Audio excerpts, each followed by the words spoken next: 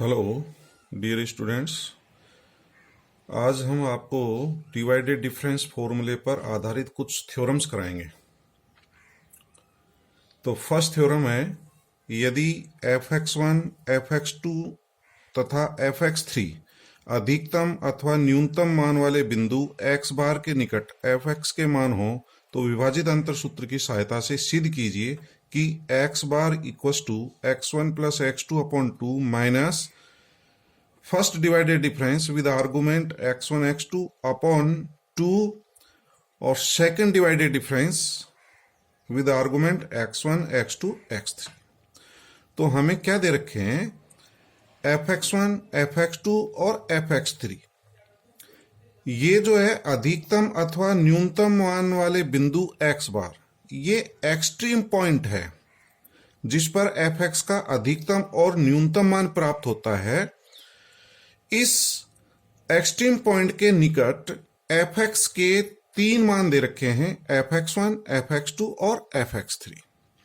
अर्थात ये मान x1, x2 और x3 पर f(x) के मान हैं। तो न्यूटन डिवाइडेड डिफरेंस फॉर्मूले से आपको ये रिजल्ट सिद्ध करना है। तो इसका प्रूफ देखते हैं।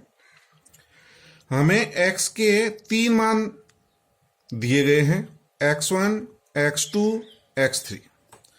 इनके संगत f(x) के मान क्रमशः f(x1), f(x2) और f(x3) होंगे। तो न्यूटन डिवाइडेड डिफरेंस फॉर्मूले से हम f(x) का मान ज्ञात करेंगे। तो Newton divided difference formula students आप सभी जानते हैं। उस फॉर्मूले से मैं f(x) का मान ज्ञात कर रहा हूं।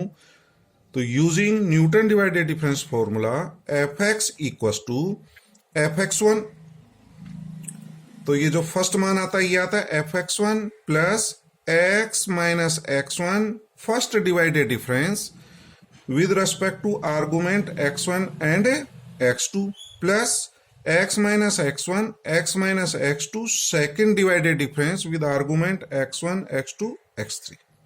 तो ये आप समझ गए होंगे। न्यूटन डिवाइडेड डिफरेंस फॉर्मूले से आप जो है f(x) का मान ज्ञात कर सकते हैं। ठीक है, इसका हम डिफरेंशिएशन कर रहे हैं, differentiate with respect to x। तो f(x) इक्वल्स टू f(x1) का डिफरेंशिएशन 0 होगा with respect to x। x minus x1 का करेंगे, x का 1 हो जाएगा, x1 का 0, ये एज इट इज आ गया।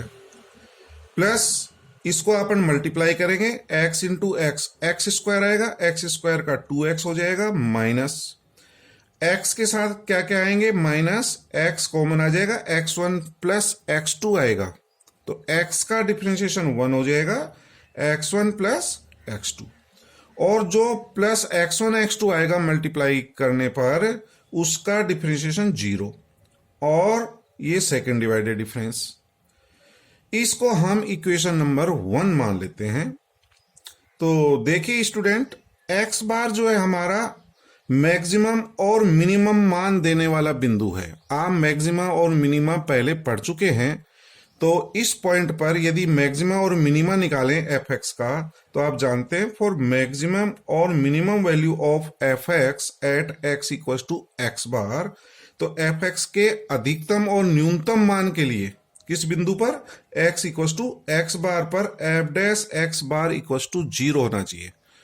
तो स्टूडेंट आप जानते हैं कि मैक्सिमा और मिनिमा कैसे निकालते हैं, f(x) का मान क्या होना चाहिए, 0। तो x का जो मैक्सिमम, x की जो वैल्यू दे रखी है x बार, इस पर मैक्सिमम और मिनिमम मान प्राप्त होता है, इसलिए f(x) बार इक्वल्स टू 0।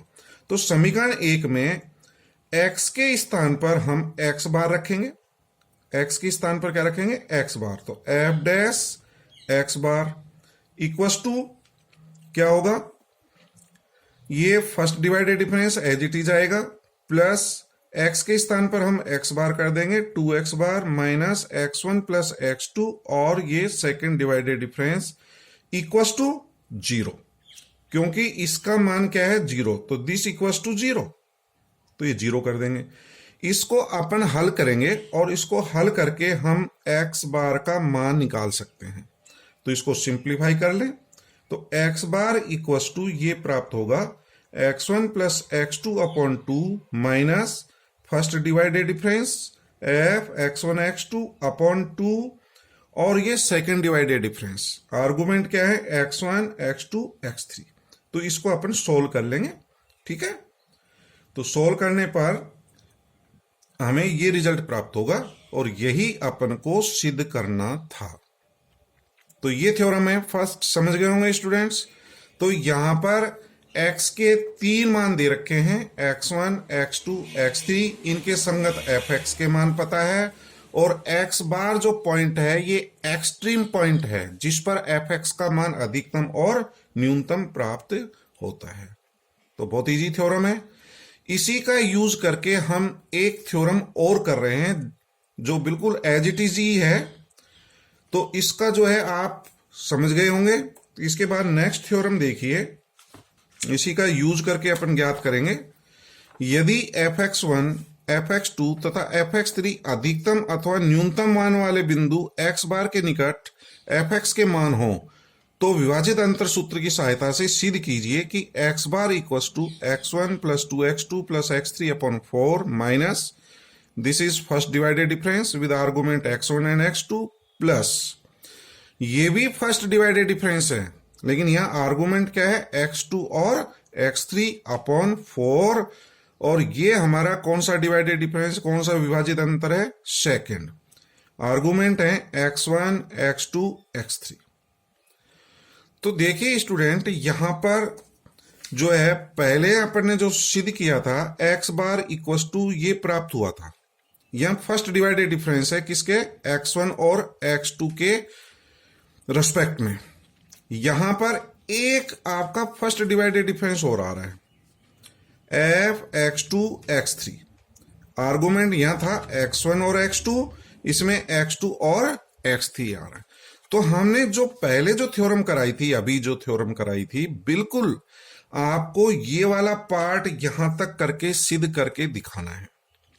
ये वाला पूरा करना है, इसको अपन सिद्ध करके दिखाना पड़ेगा। अब मैं दोबारा सिद्ध नहीं कर रहा हूं, आप यही x के मान लेंगे, fx के मान लेंगे, Newton divided difference formula use करेंगे और इसको सॉल्व करके डिफरेंशिएशन कर देंगे और fx के अधिकतम और न्यूनतम मान वाले बिंदु x बार के लिए f dash x bar equal to 0 होगा।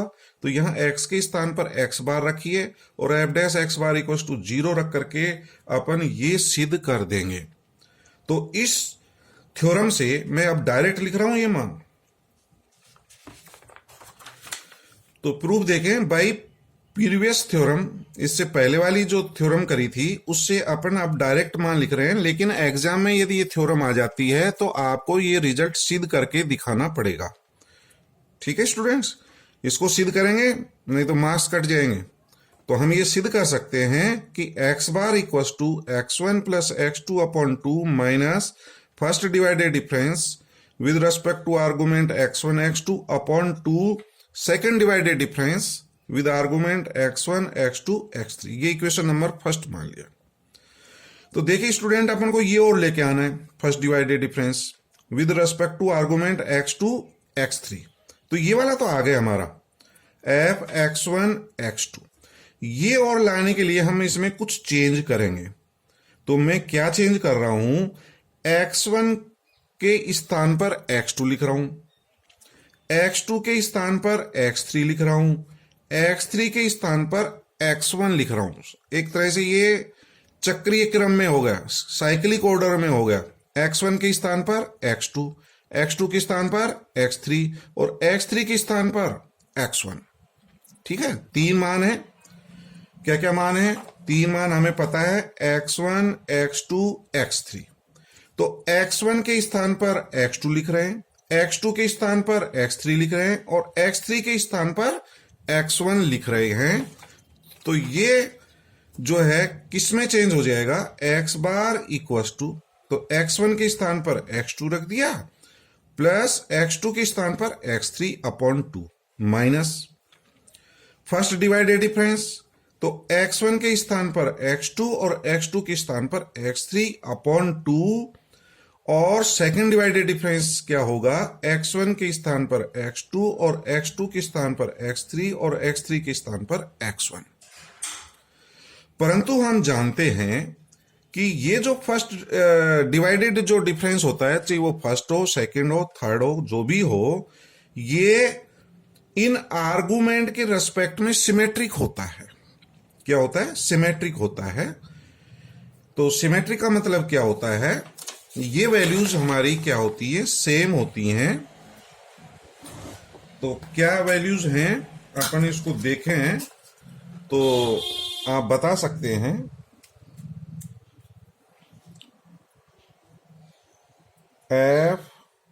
f(x1), x2, x3 ये हमारा कोई सेकेंड डिवाइडेड डिफरेंस है, इसकी वैल्यू इसके बराबर होती है। यदि हम इसको चेंज कर दें, x2, x3, x1, ठीक है, x1 को मैंने यहां लिख दिया।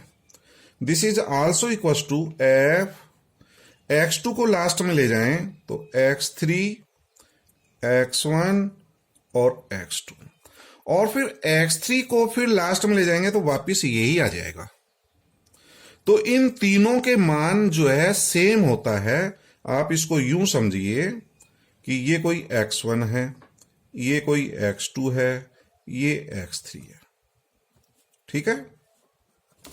चक्री क्रम में देखिए, तो f of x1, x2, x3 is equal to क्या होगा, x2, x3, x1 या x3, x1, x2। तो इनको यदि हम साइक्लिक ऑर्डर में लिख दें, x1 को इधर लास्ट में लिख दें तो ये मान आ जाएगा, फिर x2 को लास्ट में लिख दें तो ये आ जाएगा, और x3 को यहां लिख देंगे तो वापिस यही आ जाएगा। तो इनके डिवाइडेड डिफरेंस के मान सेम होते हैं। ये अपन सिद्ध भी करेंगे और आप सिद्ध भी कर सकते हैं। कहने का मतलब क्या है कि ये जो डिवाइडेड डिफरेंस है ये इन आर्गुमेंट के रेस्पेक्ट में सिमेट्रिक होता है, सममित होता है। तो इसके स्थान पर जो ये मान आया है सेकंड डिवाइडेड डिफरेंस, तो मैं इसको ये भी लिख सकता हूं, परंतु हम जानते हैं कि ये जो सेकंड डिवाइडेड डिफरेंस है x1, x2, x3 के रेस्पेक्ट में, this is equal to second divided difference x2, x3, x1। तो ये मान सेम होता है। तो इसके स्थान पर ये जो मान है, इसके स्थान पर वापिस मैं ये रख सकता हूं, ठीक है। तो ये वैल्यूज यहां रख दी। तो समीकरण नंबर 2 से देखें, x bar equal to x2 plus x3 upon 2 minus ये एज इट इज लिख दिया अपॉन 2, और ये जो वैल्यू है ये इसके इक्वल होता है। तो मैंने बताया ना, ये इनके रेस्पेक्ट में सिमेट्रिक होता है। तो वापस मैंने ये लिख सकता हूं। तो ये इक्वेशन नंबर 3 हो जाएगी। अब मैं क्या करूंगा, समीकरण 1 और 3 को जोड़ूंगा। तो adding equation first and third we get, तो x bar plus x bar left hand side 2x bar equal to ये वाला मान और ये वाला मान जोड़िए तो दो तो एलसीएम आ जाएगा। तो x1 और ये x2 प्लस x2 ये डबल हो जाएगा, प्लस x3 अपॉन 2 माइनस नीचे आपका एलसीएम सेम है, दोनों में सेम है, तो ये एलसीएम आ जाएगा और इन दोनों को मैं प्लस कर दूंगा तो ये प्राप्त हो जाएगा, ठीक है। इस 2 को जो है हम डिवाइड कर देंगे तो x bar equal to x1 plus 2x2 plus x3 upon 4, 2 को नीचे ले आएंगे तो ये भी 4 हो जाएगा, ये भी 4 हो जाएगा। अपन को सिद्ध क्या करना था, यही अपन को सिद्ध करना है, ठीक है स्टूडेंट्स। तो ये थ्योरम, इससे पहले जो हमने थ्योरम बताई है उस पर निर्भर करता है। मैं पुनः रिपीट कर रहा हूं, इस थ्योरम को सिद्ध करने के लिए पहली वाली थ्योरम जो है आपको ये पार्ट सिद्ध करके दिखाना पड़ेगा। ये वाला पार्ट सिद्ध करके दिखा देना। ये पार्ट सिद्ध होने के बाद में तो फिर क्या है, हम क्या करेंगे, x1 के स्थान पर x2 लिखेंगे, x2 के स्थान पर x3 लिखेंगे, x3 के स्थान पर x1 लिखना है, ठीक। तो आप समझ गए होंगे। Thank you.